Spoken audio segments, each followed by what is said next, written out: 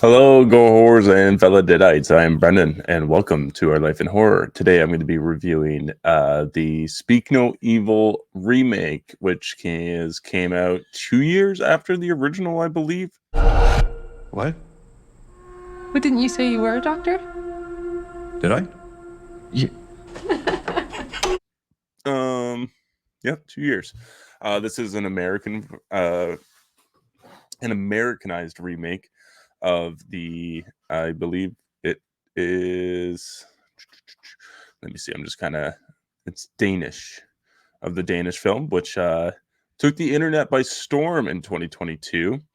So we'll kind of avoid talking about that movie. I haven't seen it since its release. I will be doing some slight comparisons to it, but I do not have the greatest memory of it. So we're gonna stick to this one, and I got to see it, and I've thought about it for a couple days. I've actually taken the time. I saw it on Friday. It's now Sunday, and I've just kind of wanted to process my thoughts and feelings about it, and if I do think it was better than the original, or if it's a better remake, how it compares to it. Um, but we'll break into who it stars. Of course, it stars James McAvoy as Patty, Mackenzie Davis as Louise Dalton, Scott McNary as Ben Dalton, uh,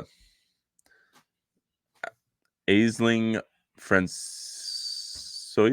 sorry, as Sierra, and then we got the two child actors as Alex West Lefrier as Agnes Dalton and Dan Hugh as Ant. And this is I'm going to say it's written and directed by James Watkins, who his first debut film was actually Eden Lake, which I did not know, and he also directed The Woman in Black as well. Just a quick little synopsis here that we are getting from IMDb. A family is invited to spend a whole weekend in a lonely home in the countryside, but as the weekend progresses, they realize that the dark sidelines within the family who invited them. So, if you've seen the original movie, I'm gonna be honest with you and say that I do believe that this movie is better acted. Um, this is a Blumhouse production, and I have not been particularly fond of most Blumhouse movies this year, so this was a surprise. I did enjoy my watch. I find these characters, the Americans, have a good backstory why they're permanently in England now. The family dynamic and drama between them is very good. James McAvoy literally steals every scene that he is in. He is a fantastic villain, and I wish he's already. This is his second movie being a villain. The first one being Split. I actually just picked up Split because of how good this performance was, and I want to go back and rewatch him in Split because I know his performance in that was also fantastic. But overall, all the acting in this movie is great, especially Dan Hugh, who plays Ant, the little boy that the one family has kidnapped. He is great in this movie. A fantastic little child actor, and he is going to be doing very well in the future. So I'm gonna say if you have seen the remake or the original, sorry, almost 2/3 of this movie is exactly the same. Uh, I find that uh, McAvoy and his wife trying to convince them on how good of people are at the beginning when they are in Italy and they meet and they start hanging out. They're extremely charming, charismatic, convincing, and I do not blame them whatsoever for falling into these people's trap. Um, I did enjoy this watch more than the original.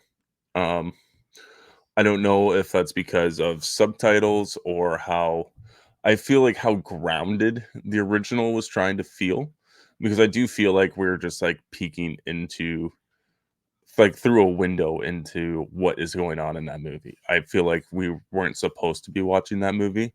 As where this is a little more theatricalized. I do believe that this is the best one of the best American remakes I've seen so far, and they're very far and few in between. I haven't seen a turnaround for a movie like this in quite some time. I think the last one that was this fast of a turnaround was probably Wreck to Quarantine, back when that movie came out.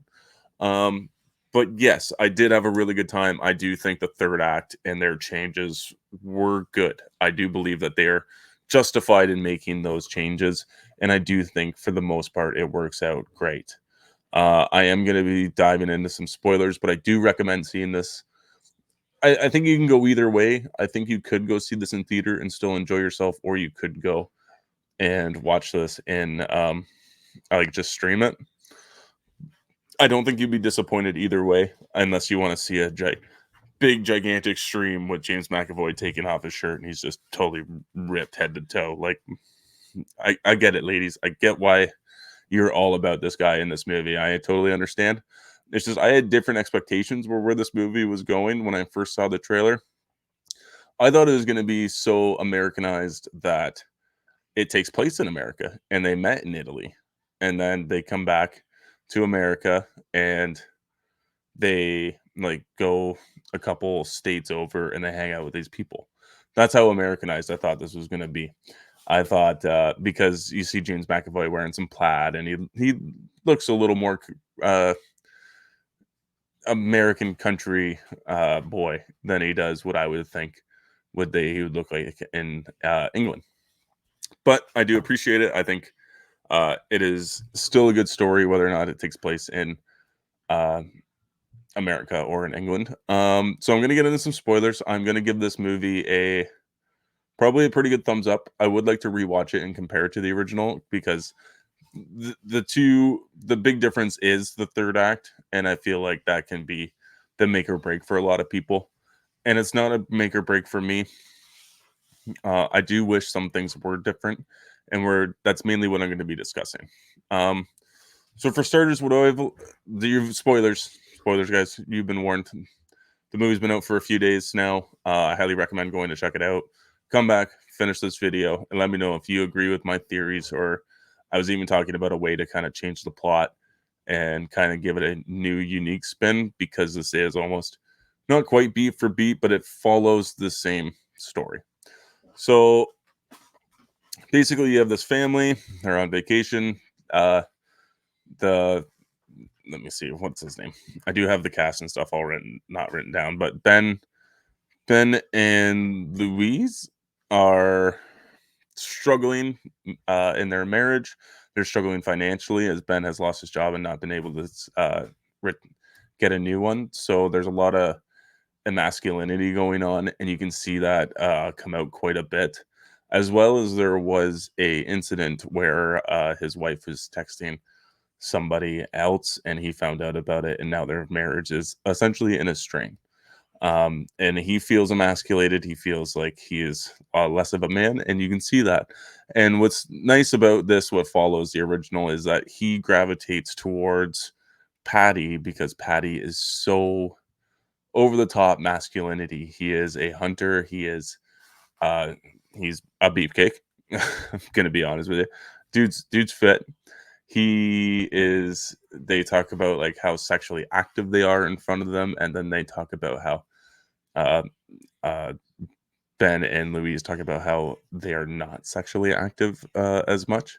So I think that there's like this good comparison towards both of them and how they keep things interesting in their marriage, and it can create a lot of uncomfortable situations. And I find that this movie, there is a lot of uncomfortable situations, but the problem is that one of the married couples sees this but doesn't really do anything. They try, but then they keep falling back into this spider web of lies.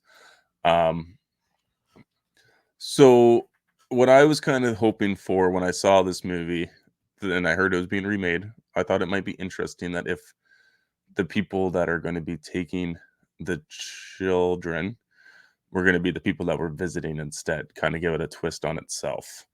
So you wouldn't know that until, well, I guess you would because of the child not being able to speak. Trying to think. To be honest, the third act's good. I find that when our aunt is more of a active active contributor to the story. So when he actually gets to show uh, Agnes, what a horrible name.